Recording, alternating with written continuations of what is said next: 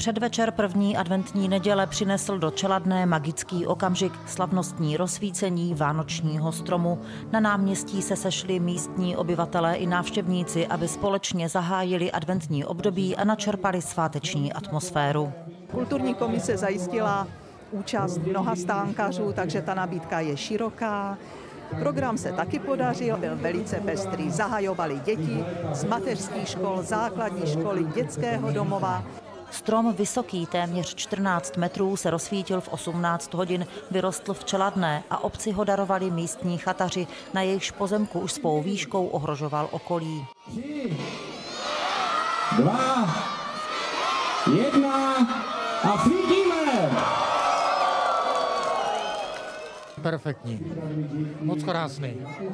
Začátek adventu je to krásný čas a my se těšíme na celý ten adventní čas prostě.